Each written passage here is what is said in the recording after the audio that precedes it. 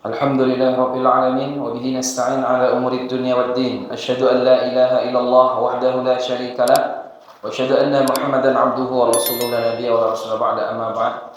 Bapak Ibu jamaah salat zuhur yang dimuliakan Allah Subhanahu wa taala, alhamdulillah pada siang hari ini kembali kita bersyukur kepada Allah atas segala limpah nikmat yang Allah berikan kepada kita. Salawat dan salam semoga tercurah kepada Nabi Muhammad sallallahu alaihi wasallam.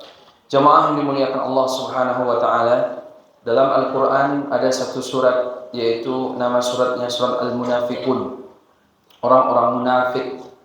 Munafik ini dia suka menampakkan keislamannya tapi di belakang penuh dengan kekufuran. Mereka orang-orang yang berbohong. Jamaah yang dimuliakan Allah Subhanahu wa taala, orang-orang munafik mereka Allah akan masukkan ke dalam neraka dan kekal di dalamnya. Kalau nifak, munafiknya nifak besar, nifak akbar. Dan sebagaimana Allah katakan dalam Al-Qur'an, innal munafiqina fid darkil asfali minan nar. Orang-orang munafik kerak-kerak neraka lah tempat mereka nanti ketika di hari kiamat. Jemaah, dalam surat Al-Munafiqun di situ dalam ayat-ayat yang bagian akhirnya Allah Subhanahu wa taala mengatakan, apa kata Allah?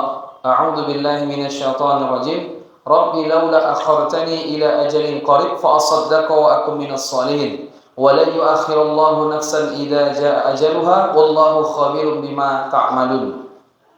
Wallahu khabirun bima ya'malun. Jemaah yang dimuliakan Allah, dalam ayat ini Allah katakan, ketika orang menjelang dia mau mati, menjelang dia mau wafat, dia minta kepada Allah, Rabbi laula akhartani ila ajalin qarib. Ya Allah, tundalah kematian saya sebentar. Ditunda, minta tunda. Misalnya matinya jam 8, dia minta jam 9, minta jam 10. Misalnya matinya hari Rabu, dia minta hari Kamis, Jumat, Sabtu. Pokoknya dia minta. Kalau bisa berapapun dikasihlah untuk ditunda kematiannya. Kenapa? Rabbi laula akhartani ila ajalin qarib fa asaddaqa wa akum minas salihin. Saya ingin bersedekah dan ingin jadi orang soleh. Jadi dua ini yang kita minta sebelum nanti kita mati, jamaah. Bapak Ibu kan belum mati semua nih kan? Belum ada yang mati, bangkit kan tidak ada? Memang nggak ada lagi udah. Dan tidak ada di antara kita yang begitu. Kalau udah mati selesai. Dia minta agar ditunda matinya, biar bisa bersedekah dan bisa beramal soleh. Dan Allah katakan, wala yu'akhirullahu nafsan idza jaa ajaluha, dan Allah tidak akan tunda kematian seseorang. Allah tidak akan tunda kematiannya kalau sudah datang ajal baginya.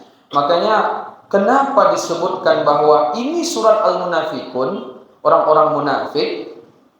Sementara di ujung ayat Allah berbicara sedikit tentang betapa orang sebelum mati dia minta ditunda matinya agar bisa bersedekah. Karena orang munafik dia pelit. Orang-orang beriman dia jujur.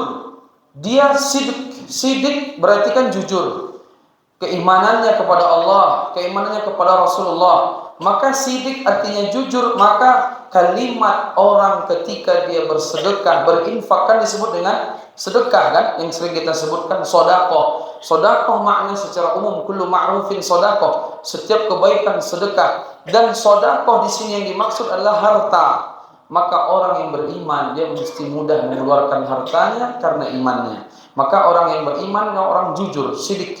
Maka sidik kalimat sedekah, berinfak dengan hartanya, maka orang itu adalah orang jujur dengan keimanannya. Ciri-ciri orang beriman, mereka mudah untuk mengeluarkan hartanya di jalan Allah Subhanahu wa taala.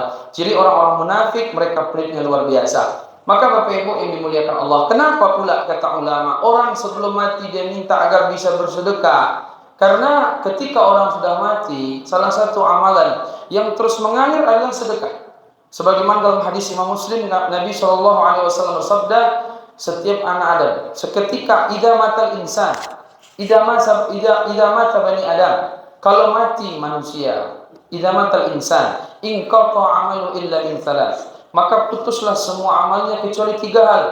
Yang pertama, sedekatin jariyah, yaitu sedekah jariyah, sedekah yang terus mengalir pahalanya. Kalau sholat, selesai mati kita, tidak bisa sholat, tidak ada pahala lanjutan. Kalau ternyata kita puasa, bahkan juga seperti itu. Kalau pahala haji, juga demikian. Kecuali kalau dihadiahkan sama anak kita, yang mereka sudah haji pula. Tapi kalau sedekah, tidak jamaah. Dia terus mengalir setelah kita mati. Makanya kalau bisa, setiap hari harus ada sedekah yang kita keluarkan dari harta kita. Bahkan dalam satu hadis Nabi pun juga bersabda bahwa setiap pagi ma yusbihul mu'min illa nazala malakan. Tidaklah seorang mukmin berada di waktu pagi harinya, maka ketika itu turun dua malaikat ke bumi. Dua malaikat ke bumi turun dan mendoakan. Kalau dia berinfak, maka dia mengatakan ke Allah, mendoakan kepada Allah, Allahumma a'ti munfikan khalafan. Beri ganti kepada mereka yang berinfak. Kalau mereka menahan hartanya, Allahumma a'ti mumsikan talafan. Ya Allah, berikan kehancuran kepada harta mereka. Maka Bapak Ibu jemaah yang dimuliakan Allah, orang yang berinfak pun ternyata Allah akan ganti. Dalam hadis qudsi Allah katakan, "Anfiq ya ibnu Adam, unfiqu alaih." Berinfaklah wahai anak Adam, maka aku berinfak pula kepadamu. Dalam ayat yang lain pun Allah katakan, "Mathalul ladzina yunfiquna amwalahum fi sabilillah, kamathali habbatin ambatat sab'a sanabila fi kulli sumbulatin mi'atu habbah." Allah katakan dalam Quran, perumpamaan orang yang berinfak mereka seperti satu tangkai menumbuhkan, kamathali habbatin ambatat sab'a sanabil, seperti biji menumbuhkan 7 tangkai. Dari 7 tangkai tumbuh pula di situ 100. Maka 700 kali lipat Allah akan gandakan dari apa yang kita infakkan. Tapi Ustaz, kalau kita berinfak pakai harta, berarti Allah lipat gandakan 10 sampai 700. Berarti luar biasa ini. Tapi saya pernah berinfak 500 ribu, habis duit, tidak ada lagi. Ada yang bertanya begitu. Jadi Bapak Ibu jemaah yang dimuliakan, dalam beramal soleh, pertama kita harapkan ridho Allah Subhanahu wa taala.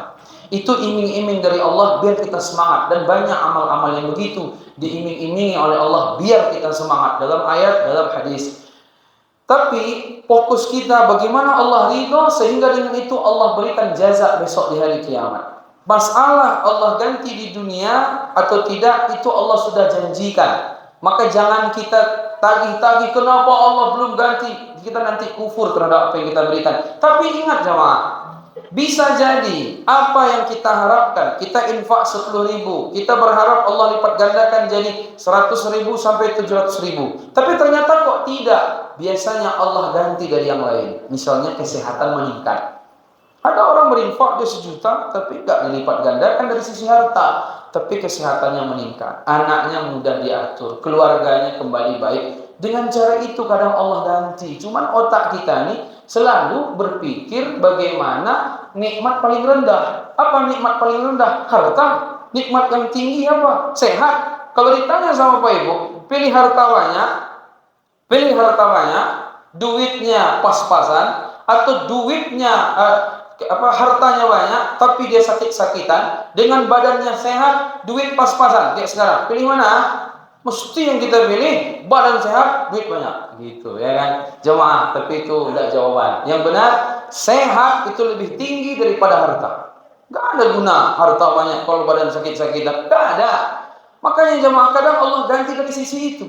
Sehingga dengan itu kita lebih sehat. Sehingga dengan itu kita lebih taat. Makanya jangan selalu berpikir nikmat paling rendah. Kita ini kan selalu berpikir nikmat paling rendah. Bahkan ada satu kalimat begini, banyak orang mengumpulkan harta.